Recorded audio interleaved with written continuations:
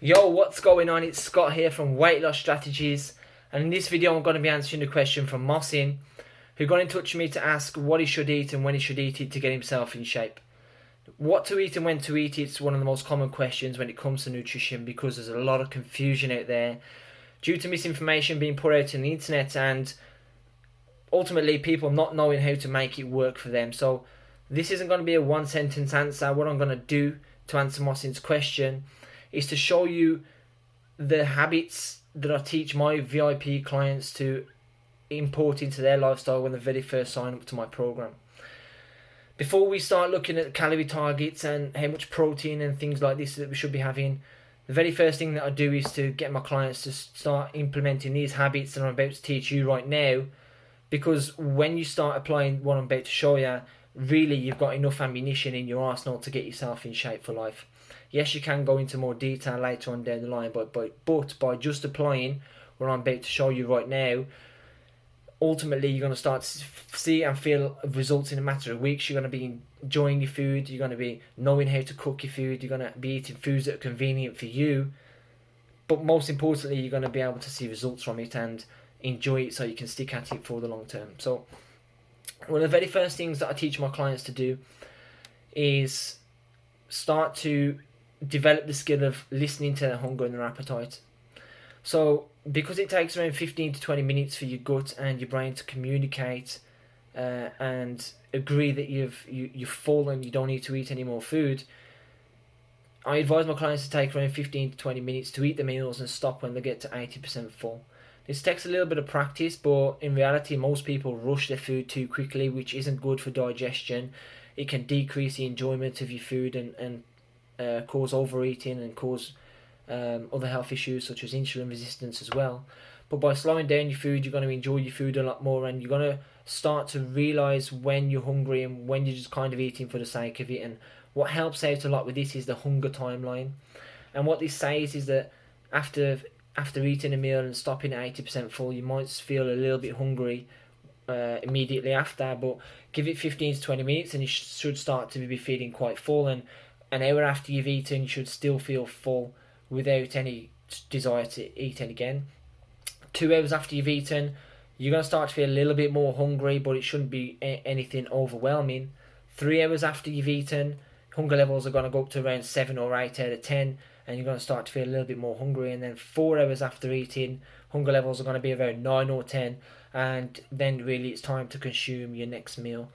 Now, I know everybody works different jobs and everyone has different lifestyles, so this doesn't work for every single person, but these are the guidelines that we want to try to aim for, so you can start listening to your hunger and your appetite a lot better, and also start to feel more full after your meals and stop yourself from eating for the sake of it.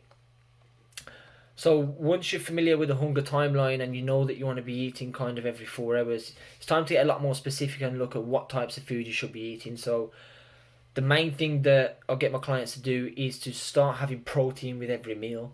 Protein is going to come from things like chicken, beef, turkey, lamb. You got fish, salmon, tuna, cod, haddock, all these types of things. Anything else that swims around in the sea is probably going to be high in protein. And you've also got supplements like whey protein as well, protein shakes. Now, I'd only advise those if you're not getting your protein from your food. Sometimes people find it convenient to have a protein shake because I don't know, they don't have a microwave at work or something like this. They can't actually warm the food up. But if you can get your protein from your food, that's going to be best for you.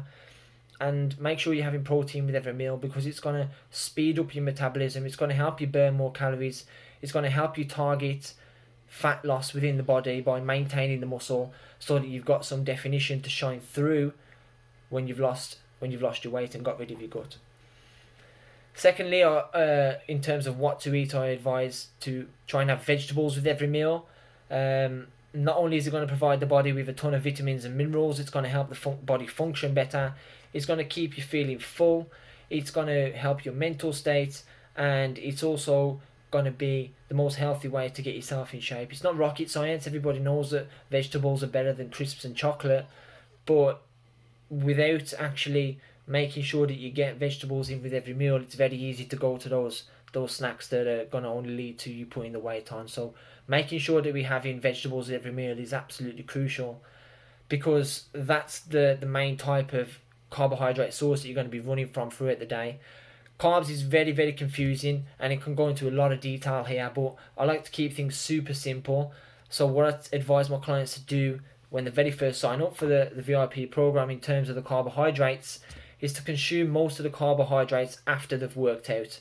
This is when the body is going to soak them all up like a sponge and use them most efficiently, and that's probably the meal that you're going to enjoy the most as well. Eating the wrong types of carbs at the wrong time of the day can very quickly lead to fat storage. So throughout the day, you're going to have most of your carbohydrates coming from your vegetables and probably some fruit in there as well. And then the majority of your carbs, like your rice and your pasta and those types of things, consume those in your post-workout meal. You're throughout the day as well, also healthy fats. You want to be trying to get healthy fats in with every meal.